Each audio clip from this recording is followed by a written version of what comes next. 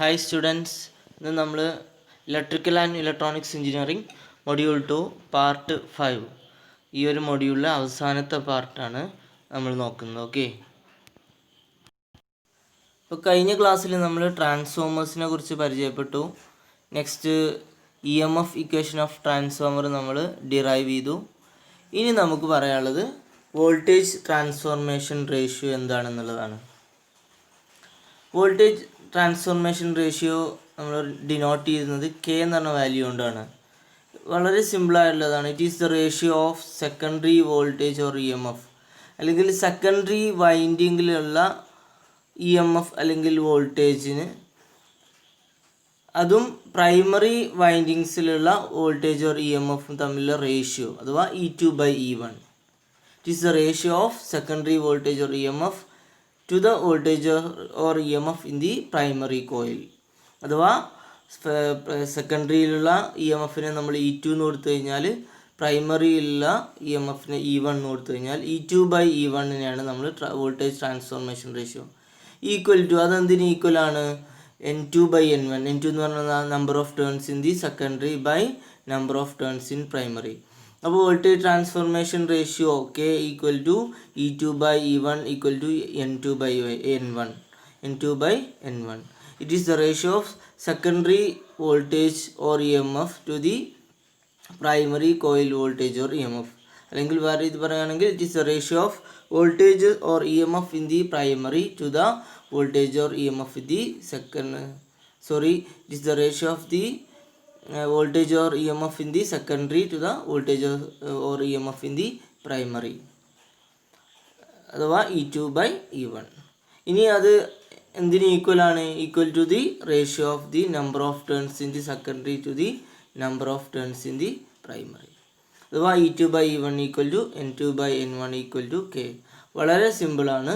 ഇത് 2 മാർക്കിനൊക്കെ സാധാരണ മെയിൻ എക്സാമിനൊക്കെ ചോദിക്കുന്നതാണ്. എന്താണ് voltage transformation ratio of the transformer? ട്രാൻസ്ഫോമറിൻ്റെ വോൾട്ടേജ് ട്രാൻസ്ഫോർമേഷൻ റേഷ്യോ എന്താണെന്നുള്ളത് 2 മാർക്ക് ക്വസ്റ്റ്യനായിട്ട് വരുന്നതാണ്. ഓക്കെ,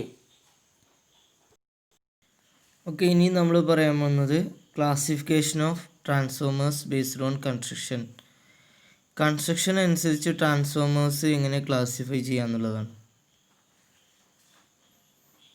അഥവാ അതിൻ്റെ നിർമ്മാണത്തിനനുസരിച്ച് നമ്മൾ ട്രാൻസ്ഫോമേഴ്സ് മെയിനായിട്ട് 2ആയിട്ട് ക്ലാസിഫൈ ചെയ്യുന്നുണ്ട്. പിന്നെ സ്പെഷ്യലായിട്ട് മൂന്നാമതൊരു ടൈപ്പും കൂടെ ഉണ്ട്. അപ്പോൾ first core type transformer. Core type transformer നമ്മൾ സാധാരണ ആദ്യം കണ്ട ടൈപ്പ് ട്രാൻസ്ഫോമർ തന്നെയാണ്. ഇവിടെ ഒരു റെക്റ്റാങ്കുലർ ആയിട്ടുള്ള ലാമിനേറ്റഡ് കോറാണ് യൂസ് ചെയ്യുന്നത്. ചിത്രത്തിൽ നിൽക്കുകയാണ് ഇതുപോലത്തെ റെക്റ്റാങ്കുലർ ലാമിനേറ്റഡ് കോറാണ്. അതിൻ്റെ മേലെ പ്രൈമറി വൈൻഡിങ്സും സെക്കൻഡറി വൈൻഡിങ്സും ഓരോ ലിംബിൽ ഈ ഒരു പോർഷനാണ് ഒരു ലിംബ് എന്ന് പറയുന്നത്. ഈ ഒരു ലിംബിൽ പ്രൈമറി വൈൻഡിങ്ങും മറ്റേ ലിംബിൽ സെക്കൻഡറി വൈൻഡിങ്ങും കൊടുക്കുന്നു. ഈ ഒരു രീതിയിൽ കൊടുക്കുന്നതിനാണ് കോർ ടൈപ്പ് ട്രാൻസ്ഫോമർ എന്ന് പറയുന്നത്. ഇനി ചില കേസിൽ നമ്മൾ ടൈറ്റ് കപ്ലിംഗ്, പരമാവധി ടൈറ്റ് ആയിട്ടുള്ള കപ്ലിംഗ് കിട്ടാൻ വേണ്ടിയിട്ട് പ്രൈമറി സെക്കൻഡറിയും ഈ ഓരോ ലിംബിലും കൊടുക്കും. എങ്ങനെയെന്ന് വെച്ചാൽ ഇപ്പോൾ ഇവിടെ തന്നെ കുറച്ച് പ്രൈമറി കൊടുക്കും, പിന്നെ അതിൽ കുറച്ച് സെക്കൻഡറി കൊടുക്കും. ഇതുപോലെ തന്നെ ഇതിൽ കുറച്ച് പ്രൈമറി കൊടുക്കും, കുറച്ച് സെക്കൻഡറി കൊടുക്കും. അങ്ങനെ ടൈറ്റ് കപ്ലിംഗ് കിട്ടാൻ ചില സമയത്ത് അങ്ങനെയും കൊടുക്കാറുണ്ട് കോർ ടൈപ്പ് ട്രാൻസ്ഫോമേഴ്സിൽ. ഓക്കെ, അപ്പോൾ കോർ ടൈപ്പ് ട്രാൻസ്ഫോമർ എന്ന് പറഞ്ഞാൽ റെക്റ്റാങ്കുലർ കോർ ഉണ്ട്. അതിന് 2 ലിംസാണുള്ളത്. 2 ലിംസ് ഒരു ലിംബ് ഇതാണ്, ഒരു ലിംബ് 2 ലിംസ് ഉണ്ടാവും. ഒരു ലിംബിൽ പ്രൈമറി, ഒരു ലിംബിൽ സെക്കൻഡറി. ഇങ്ങനെ കോമൺ ആയിട്ട് കാണുന്നതാണ് core type transformer. Next shell type transformer എന്ന് പറഞ്ഞാൽ ഇതിന് വ്യത്യാസം എന്ന് വെച്ചാൽ ഇറ്റ് ഹാസ് 3 ലിംസ്, 3 ലിംസ് ഉണ്ടാവും. ഇവിടെ 1, 2, 3. ഇതിൻ്റെ നമ്മളെ മാഗ്നറ്റിക് കോറിന് 3 ലിംസ് ഉണ്ട്. 1, 2, 3. ഓക്കെ, ഇനി നമ്മൾ പ്രൈമറി വൈൻഡിങ്ങും സെക്കൻഡറി വൈൻഡിങ്ങും നമ്മൾ പ്ലേസ് ചെയ്യുന്നത് സെൻട്രൽ ലിംബിലാണ്. പ്രൈമറിയും സെക്കൻഡറിയും നമ്മൾ പ്ലേസ് ചെയ്യുന്നത് സെൻട്രൽ ലിംബിലാണ്. ഓക്കെ, ഇതാണ് ഷെൽ ടൈപ്പ് ട്രാൻസ്ഫോമർ. അപ്പോൾ കൺസ്ട്രക്ഷനായിട്ട് ബേസിക്കായിട്ട് രണ്ടായിട്ട് ക്ലാസിഫൈ ചെയ്യുന്ന ഒന്ന് കോർ ടൈപ്പ് ട്രാൻസ്ഫോമർ, അതിന് 2 ലിംബ് ഉണ്ടാവും. അതുപോലെ പ്രൈമറി സെക്കൻഡറി ഓരോ ലിംബിൽ കണക്ട് ചെയ്യുന്നു. നെക്സ്റ്റ് ഷെൽ ടൈപ്പ് ആകുമ്പോൾ ഇറ്റ് ഹാസ് 3 ലിംബ്സ്, 3 ലിംബ് ഉണ്ടാവും. അതിൽ തന്നെ സെൻട്രൽ ലിംബിൽ ബോത്ത് പ്രൈമറിയും സെക്കൻഡറിയും കണക്ട് ചെയ്യുന്നു. ഈ ഒരു രീതിയിൽ കണക്ട് ചെയ്യുന്ന ഷെൽ ടൈപ്പ് ട്രാൻസ്ഫോമർ എന്ന് പറയുന്നത്. ഇനി നമ്മൾ മൂന്നാമത്തെ ഒരു സ്പെഷ്യൽ ടൈപ്പ് എന്ന് പറയുന്നത് ഓട്ടോ ട്രാൻസ്ഫോമേഴ്സ്. അപ്പോൾ ഇത്രയും നേരം നമ്മൾ പറഞ്ഞ ട്രാൻസ്ഫോമറിൽ നിന്ന് വ്യത്യസ്തമായിട്ട് ഇതിൽ നമ്മൾ പ്രൈമറി വൈൻഡിങ്ങും സെക്കൻഡറി വൈൻഡിങ്ങും ഒറ്റ വൈൻഡിങ് ആയിരിക്കും. നേരത്തെ സെപ്പറേറ്റ് ഇൻസുലേറ്റ് ചെയ്തിട്ടുള്ള 2 വൈൻഡിങ്ങാണ് നമ്മൾ മാഗ്നറ്റിക് കോറിൽ പ്ലേസ് ചെയ്തിരുന്നത്. ഇതിന് പകരം നമ്മൾ ഒറ്റ വൈൻഡിങ്, ഇപ്പോൾ ചിത്രത്തിൽ കാണാൻ നിങ്ങൾക്ക് ഇത് ഈ ഒരു ഒറ്റ വൈൻഡിങ് തന്നെയാണ് പ്രൈമറി സെക്കൻഡറി, അഥവാ ഈ ഒരു വൈൻഡിങ്ങിൻ്റെ ഈ ഒരു മുഴുവൻ പോർഷനിൽ നമുക്ക് ഇൻപുട്ട് കൊടുക്കുകയാണ്. അതാണ് ഇതിൻ്റെ പ്രൈമറി. അഥവാ അത് എ ബി, ചിത്രത്തിൽ നിങ്ങൾക്ക് കാണാം എ ബി എന്ന് പറഞ്ഞ പോർഷൻ, ഇത് മൊത്തത്തിൽ നമ്മൾ പ്രൈമറി ആയിട്ടും അതിൽ തന്നെ ഒരു ചെറിയ പോർഷൻ ബി സി, ഈ ഒരു ഭാഗത്തു നിന്ന് നമ്മൾ ഔട്ട്പുട്ട് എടുക്കുകയാണ്.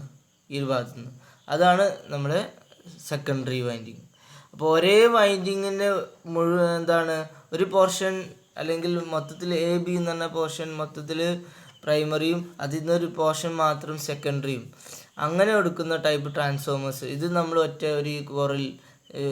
കോറിൽ തന്നെ നമ്മൾ ഈ ഒരു വൈൻഡിങ്, ഒറ്റ വൈൻഡിങ് മാത്രമേ ഉണ്ടാവുള്ളൂ. അത് മാഗ്നറ്റിക്കലിയും ആൻഡ് ആൾസോ ഇലക്ട്രിക്കലിയും കണ്ടക്റ്റിംഗ് ആണ്. മറ്റ് ശരിക്കും സാധാരണ ട്രാൻസ്ഫോമേഴ്സ് നമുക്ക് ഈ ഒരു സാധാരണ ട്രാൻസ്ഫോമേഴ്സൊക്കെ നമ്മൾ പ്രൈമറി സെക്കൻഡറിയും ഇൻസുലേറ്റ് ചെയ്തിട്ടുണ്ടാവും. രണ്ടും ഇലക്ട്രിക്കലി കണക്റ്റഡ് ആവില്ല, മാഗ്നറ്റിക്കലി മാത്രം കണക്റ്റഡ് ആണ്. എന്നാൽ ഓട്ടോ ട്രാൻസ്ഫോമേഴ്സ് അങ്ങനെയല്ല, electrically and also magnetically connected ആണ്.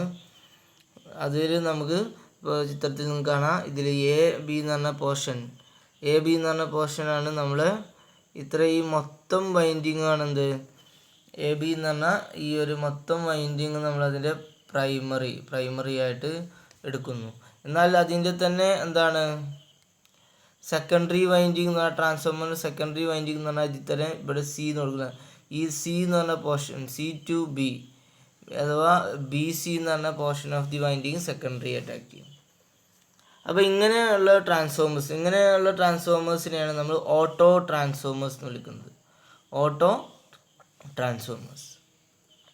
അപ്പോൾ ഇതുകൊണ്ടുള്ള മെച്ചം എന്താണെന്ന് വെച്ചാൽ ഇവിടെ നമുക്ക് കോപ്പറിൻ്റെ അളവ് കുറക്കാൻ പറ്റും. അഥവാ കോപ്പറിൻ്റെ അളവ് കുറച്ചിട്ട് നമുക്ക് ചീപ്പായിട്ട് കൺസ്ട്രക്ട് ചെയ്യാൻ പറ്റും. പക്ഷേ ഇത് എല്ലായിടത്തും ഇത് ഉപയോഗിക്കാൻ കഴിയില്ല. ഇത് ജസ്റ്റ് വോൾട്ടേജ് റെഗുലേറ്റേഴ്സ് ആയിട്ട് മാത്രമേ ചൂസ് ചെയ്യാൻ പറ്റുള്ളൂ. കാരണം നമ്മൾ പ്രൈമറിയിൽ അപ്ലൈ ചെയ്യുന്ന വോൾട്ടേജ് സെക്കൻഡറിയിലും വരാൻ സാധ്യതയുണ്ട്. അതുകൊണ്ട് ചെറിയ വോൾട്ടേജ് ഡിഫറൻസ് ഉള്ള സ്ഥലത്ത് മാത്രമേ ഇത് യൂസ് ചെയ്യുള്ളൂ. വലിയ വോൾട്ടേജ് ഡിഫറൻസ് ആകുമ്പോൾ നമ്മൾ സാധാരണ ഇപ്പോൾ ചാർജറുകൾ അതുപോലെ തന്നെ 230 വോൾട്ടിൽ നിന്ന് 5 വോൾട്ടിക്ക് കുറക്കുക, അല്ലെങ്കിൽ വലിയ വോൾട്ടേജിൽ നിന്ന് ചെറിയ വോൾട്ടേജിക്ക് ലോവർ ചെയ്യുന്നു, അങ്ങനത്തെ സ്ഥലത്തൊന്നും ഈ ഓട്ടോ ട്രാൻസ്ഫോമർ യൂസ് ചെയ്യാൻ പറ്റില്ല. കാരണം അവിടെ പ്രൈമറിയിൽ അപ്ലൈ ചെയ്യുന്ന വോൾട്ടേജ് സെക്കൻഡറിയിലും എഫക്റ്റ് ചെയ്യാൻ സാധ്യതയുണ്ട്. കാരണം ഇത് ഒരേ വൈൻഡിങ്ങിൻ്റെ തന്നെ ഒരു പോർഷൻ എന്നാണ് നമ്മൾ സെക്കൻഡറിയിലേക്ക് അല്ലെങ്കിൽ ലോഡിലേക്ക് കൊടുക്കുന്നത്. ഓക്കെ, അപ്പോൾ ഈ ഒരു ടൈപ്പ് ട്രാൻസ്ഫോമേഴ്സിനെ നമ്മൾ ഓട്ടോ ട്രാൻസ്ഫോമേഴ്സ് എന്ന് വിളിക്കുന്നു. അപ്പോൾ എന്താണ് ഓട്ടോ ട്രാൻസ്ഫോമർ എന്ന് പറഞ്ഞാൽ? A transformer having single continuous winding common to primary and secondary. അതാണ് ഓട്ടോ ട്രാൻസ്ഫോമർ. ഇനി ഇതിൻ്റെ അഡ്വാൻറ്റേജ് എന്താ പറഞ്ഞത്? അഡ്വാൻറ്റേജ് എന്ന് പറഞ്ഞാൽ ഇവിടെ കോപ്പറിൻ്റെ അളവ് കുറവാണ്, അതുകൊണ്ട് ചീപ്പാണ്. അഥവാ നമുക്കിവിടെ കമ്പിച്ചുരുളുകൾ പ്രൈമറിക്ക് സെക്കൻഡറിക്ക് സെപ്പറേറ്റ് വേണ്ട ആവശ്യമില്ല, വളരെ രണ്ടും കൂടി ഒറ്റ ഇത് മതി. അതുകൊണ്ട് വളരെ ചീപ്പാണ്. പക്ഷേ ഇത് റെഗുലേറ്റേഴ്സായിട്ട് മാത്രമാണ്, വോൾട്ടേജ് റെഗുലേറ്ററൊക്കെ ആയിട്ട് മാത്രമേ സാധാരണ യൂസ് ചെയ്യാറുള്ളൂ. പിന്നെ ചില ആപ്ലിക്കേഷൻസൊക്കെ ഉണ്ട് റെയിൽവേകളിൽ, അതുപോലെ അങ്ങനെ ചില സ്ഥലത്തൊക്കെ ഇതിൻ്റെ ആപ്ലിക്കേഷൻസ് ഉണ്ട്. കോമൺ ആയിട്ട് നമ്മൾ step up and step down transformers സാധാരണ ട്രാൻസ്ഫോമേഴ്സ് ആയിരിക്കും. ഓട്ടോ ട്രാൻസ്ഫോമേഴ്സ് വലിയ വോൾട്ടേജും ചെറിയ വോൾട്ടേജൊക്കെ സ്റ്റെപ്പ് ഡൗൺ ചെയ്യാനൊന്നും സാധാരണ യൂസ് ചെയ്യാറില്ല. ഓക്കെ, ഇനി നമുക്ക് പറയാനുള്ളത് difference between welding and power transformers ആണ്. ഈ ഒരു മൊഡ്യൂളിലെ അവസാനത്തെ ടോപ്പിക്കാണ് difference between welding and power transformers. സാധാരണ വെൽഡിങ്ങിന് യൂസ് ചെയ്യുന്ന ട്രാൻസ്ഫോമേഴ്സ് എന്ന് പറയുന്നത് സ്റ്റെപ്പ് ഡൗൺ ട്രാൻസ്ഫോമേഴ്സ് ആയിരിക്കും. സ്റ്റെപ്പ് ഡൗൺ ട്രാൻസ്ഫോമേഴ്സ് ആയിരിക്കും. വെൽഡിങ്ങിന് യൂസ് ചെയ്യുന്നത് എപ്പോഴും സ്റ്റെപ്പ് ഡൗൺ ട്രാൻസ്ഫോമേഴ്സ് ആയിരിക്കും. വെൽഡിങ് ട്രാൻസ്ഫോമേഴ്സ് എന്ന് പറഞ്ഞാൽ ഒന്നുമില്ല, വെൽഡിങ് പർപ്പസിന് യൂസ് ചെയ്യുന്നത്. എന്നാൽ പവർ ട്രാൻസ്ഫോമർ എന്ന് പറഞ്ഞാലോ ജസ്റ്റ് സാധാരണ നമ്മൾ വീടുകളിലൊക്കെ നമ്മൾ യൂസ് ചെയ്യുന്ന സ്റ്റെപ്പ് അപ്പുകളൊക്കെ, അഥവാ വോൾട്ടേജിനെ ഇൻക്രീസ് ചെയ്യാൻ യൂസ് ചെയ്യുന്ന ട്രാൻസ്ഫോമർ. ഹൈഡ്രോളിക് പവർ സ്റ്റേഷൻസിലൊക്കെ നമ്മൾ പറഞ്ഞു അവിടെ പ്രൊഡ്യൂസ് ചെയ്യുന്ന ഇലക്ട്രിസിറ്റി ട്രാൻസ്മിറ്റ് ചെയ്യാൻ വേണ്ടിയിട്ട് വളരെ ഹൈ വോൾട്ടേജ് ആയിട്ട് ട്രാൻസ്മിറ്റ് ചെയ്താൽ ലോസ് കുറയും. അതിനൊക്കെ യൂസ് ചെയ്യുന്ന ട്രാൻസ്ഫോമേഴ്സാണ് പവർ ട്രാൻസ്ഫോമേഴ്സ്. അത് സാധാരണ സ്റ്റെപ്പ് അപ്പ് ട്രാൻസ്ഫോമേഴ്സ് ആയിരിക്കും. ഇനി വെൽഡിങ് ട്രാൻസ്ഫോമേഴ്സിൻ്റെ ഔട്ട്പുട്ട് കറണ്ട് ഹൈ ആയിരിക്കും. ഇവിടെ വെൽഡ് ചെയ്യണമെങ്കിൽ നമുക്ക് വോൾട്ടേജ് കുറച്ച് കറണ്ട് കൂട്ടാണ് വേണ്ടത്. അപ്പോൾ അവിടെ കറണ്ട് എന്തായിരിക്കും? ഹൈ ആയിരിക്കും. ഔട്ട്പുട്ട് വോൾട്ടേജ് എന്തായിരിക്കും? ലോ ആയിരിക്കും. സ്റ്റെപ്പ് ഡൗൺ ആകുമ്പോൾ സ്വാഭാവികമായിട്ടും ലോ ആയിരിക്കും, പക്ഷെ കറണ്ട് ഔട്ട്പുട്ട് ഹൈ ആയിരിക്കും. എന്നാൽ പവർ ട്രാൻസ്ഫോമറിന് കറണ്ട് ലോ ആയിരിക്കും, വോൾട്ടേജ് ഹൈ ആയിരിക്കും. ഇനി ഇത് യൂസ് ചെയ്യുന്ന വെൽഡിങ് ട്രാൻസ്ഫോമേഴ്സ് യൂസ് ചെയ്യുന്നത് വെൽഡിങ് പർപ്പസിനാണെങ്കിൽ പവർ ട്രാൻസ്ഫോമേഴ്സ് യൂസ് ചെയ്യുന്നത് power transmission purpose. Power transmission purpose എന്താണ് പവർ ട്രാൻസ്മിഷൻ എന്ന് പറഞ്ഞാൽ? പവർ ട്രാൻസ്മിഷൻ എന്ന് പറഞ്ഞാൽ പവർ ഒരു സ്ഥലത്ത് നിന്ന്, അഥവാ ഇലക്ട്രിക്കൽ എനർജി ഒരു സ്ഥലത്തു നിന്ന് മറ്റൊരു സ്ഥലത്തേക്ക്, ഇലക്ട്രിക്കൽ എനർജി ഒരു സ്ഥലത്തു നിന്ന് മറ്റൊരു സ്ഥലത്തേക്ക് ട്രാൻസ്മിറ്റ് ചെയ്യാൻ വേണ്ടിയിട്ടാണ് പവർ ട്രാൻസ്ഫോമേഴ്സ് യൂസ് ചെയ്യുന്നത്. അപ്പോൾ ഇത്രയാണ് നമ്മുടെ സെക്കൻഡ് മൊഡ്യൂളിൽ ഉള്ളത്.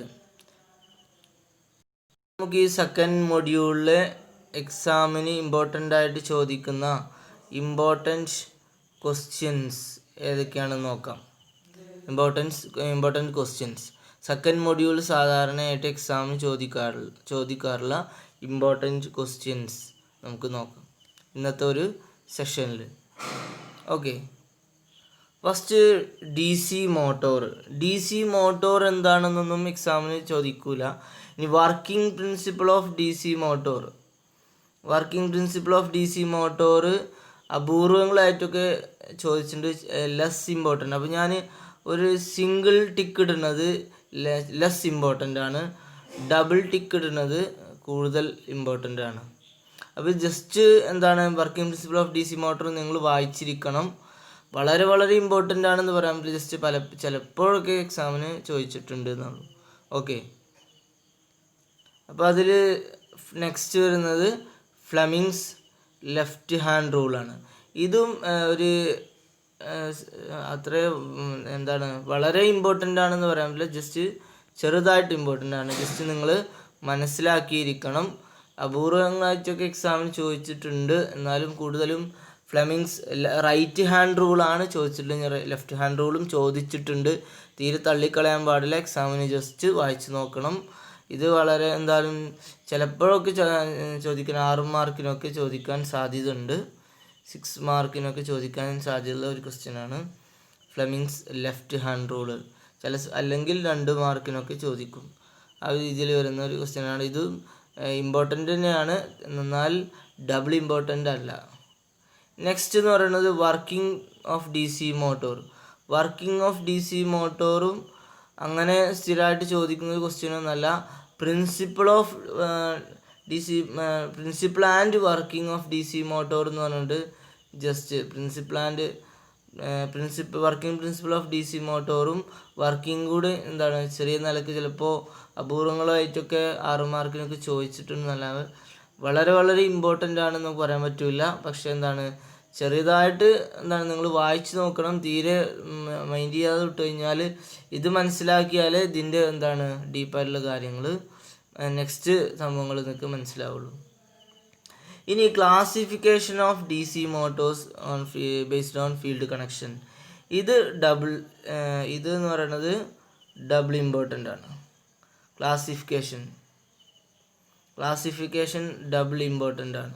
Classification of D C motor based on the field connection, അഥവാ നമ്മൾ self excited, separately excited, shunt, series compound, long shunt, short shunt, ഇത് എക്സാമിന് പലപ്പോഴും ഒന്നല്ലെങ്കിൽ മോട്ടോറോ അല്ലെങ്കിൽ ജനറേറ്ററോ എന്തായാലും 6 മാർക്കിനൊക്കെ നിങ്ങൾ പലപ്പോഴും ചോദിച്ചിട്ടുള്ള ക്വസ്റ്റ്യനാണ്. 6 മാർക്കിനൊക്കെ പലപ്പോഴും അല്ലെങ്കിൽ 8 മാർക്ക് വരെ ചോദിച്ചിട്ടുള്ള ക്വസ്റ്റ്യനാണ്. അപ്പോൾ 6 മാർക്കിന് ചോദിക്കുകയാണെങ്കിൽ ജസ്റ്റ് നിങ്ങൾ എന്ത് ചെയ്താൽ മതി, ആ ക്ലാസിഫിക്കേഷൻ മാത്രം ഈ ഒരു ഫിഗർ മാത്രം, ഈ ഒരു self excited, separately excited, shunt series compound, ഇതിൻ്റെ ഒരു ഫിഗേഴ്സ് മാത്രം ജസ്റ്റ് വരച്ച് ഏതൊക്കെയാണെന്ന് എഴുതിയാൽ മതി. എന്നാൽ 8 മാർക്കിനൊക്കെ ചോദിക്കുകയാണെങ്കിൽ നിങ്ങൾ എഴുതേണ്ടത് എങ്ങനെയാണെന്ന് വെച്ചാൽ ഈ ഒരു ഇതിനെക്കുറിച്ച് ഓരോന്നിനെ കുറിച്ചും ഇതിൽ നമ്മൾ എഴുതിയിട്ടുള്ള എന്താണ് സെപ്പറേറ്റ്ലി എക്സൈറ്റഡ്, എന്താണ് ഷണ്ട്, എന്താണ് സീരീസ്, ഈ ഒരു ഇത് ഡീറ്റെയിൽ ആയിട്ട് നമ്മൾ എന്ത് ചെയ്യണം, 8 മാർക്കിനൊക്കെ ചോദിക്കുകയാണെങ്കിൽ എഴുതണം. ഇനി application of D C motors. ഈ application of D C motor 2 മാർക്കിനൊക്കെ application of D C motors 2 മാർക്കിനൊക്കെ ചോദിക്കും അപൂർവമായിട്ട്. എപ്പോഴും ചോദിച്ചിട്ടില്ല, അപൂർവമായിട്ട് ചോദിക്കുന്നത് 2 മാർക്കിനൊക്കെ ചോദിക്കും.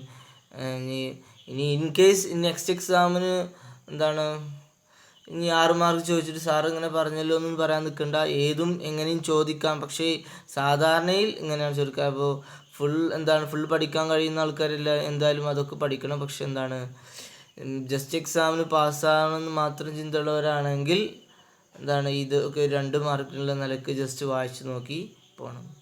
നെക്സ്റ്റ് എന്ന് പറയുന്നത് construction and working of 3 phase induction motor. ഇത് പലപ്പോഴും എക്സാമിന് ചോദിച്ചിട്ടുള്ളതാണ്. ഇത് നമ്മൾ ഡബിൾ ഇമ്പോർട്ടൻറ്റിൽ തന്നെ ഉൾപ്പെടുത്തണം. Construction and working of 3 phase induction motor. ഇതിൽ മെയിനായിട്ട് സ്റ്റേറ്റർ, റോട്ടോറുണ്ട്. കാരണം റോട്ടോറിൻ്റെ types squirrel cage and cylindrical rotor. അതൊക്കെ നമ്മൾ സ്ക്വിറൽ കേജ് അല്ലെങ്കിൽ വൗണ്ട് ടൈപ്പ് റോട്ടോർ, അതൊക്കെ നിങ്ങൾ ജസ്റ്റ് അതിനെക്കുറിച്ചൊക്കെ വളരെ ഡീറ്റെയിൽ ആയിട്ടല്ലെങ്കിലും നിങ്ങൾ ജസ്റ്റ് ഒക്കെ വായിച്ച് നോക്കി അതിനെക്കുറിച്ച് എഴുതാനുള്ള എന്താണ് സ്റ്റേറ്റർ, എന്താണ് റോട്ടോറിൻ്റെ ടൈപ്പുകൾ, ഇതൊക്കെ നമ്മൾ ഈ സ്ക്വിറൽ കേജ് ആൻഡ് വൗണ്ട് റോട്ടോറുകളുടെ തമ്മിൽ ഡിഫറൻസ് ഒക്കെ ജസ്റ്റ് നിങ്ങൾ മനസ്സിലാക്കുന്നത്. അതുപോലെ തന്നെ അതിൻ്റെ working of 3 phase induction motor. കൺസ്ട്രക്ഷനും വർക്കിംഗ് കൂടെ ചോദിക്കുക, അല്ലെങ്കിൽ വർക്കിംഗ് മാത്രം ചോദിക്കുക. നെക്സ്റ്റ് ലെൻസസ് ലോ ആയിട്ട് എക്സാമിന് ചോദിച്ച് കണ്ടില്ല. ഇനി 2 മാർക്കിനൊക്കെ ചിലപ്പോൾ ലെൻസസ് ലോ ചോദിക്കാൻ സാധ്യതയുണ്ട്.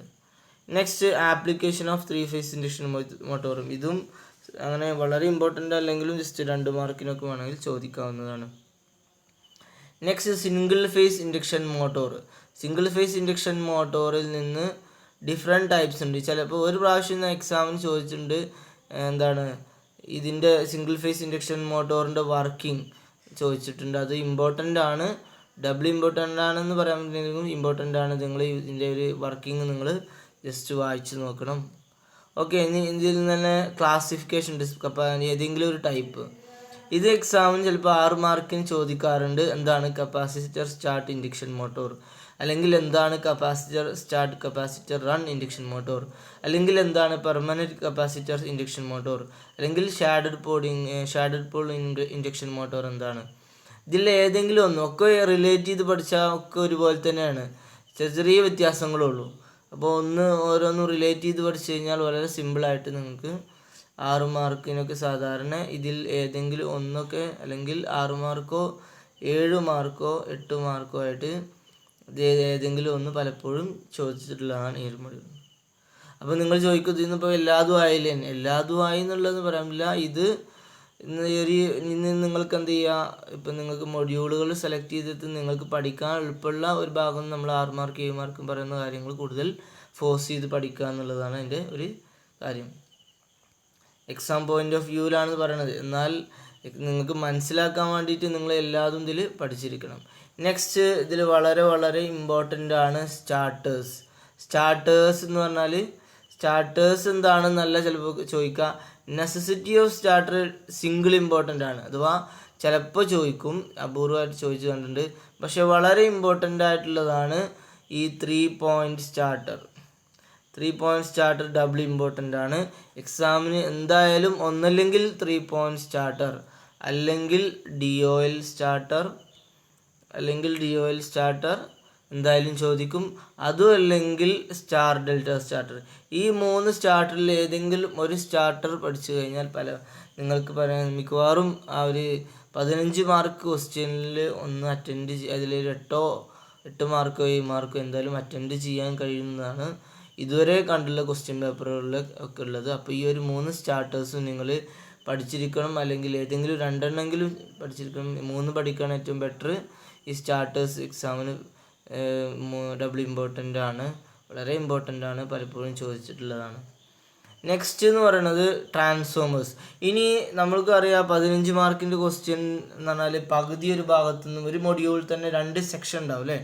അപ്പോൾ ഇനി ഫസ്റ്റ് സെക്ഷൻ എന്ന് പറഞ്ഞപ്പോൾ ഇത്രയും ഒരുപാട് കാര്യങ്ങളുണ്ട്. എന്നാൽ സെക്കൻഡ് സെക്ഷൻ എന്ന് പറഞ്ഞാൽ നമ്മൾ ട്രാൻസ്ഫോമറാണ്.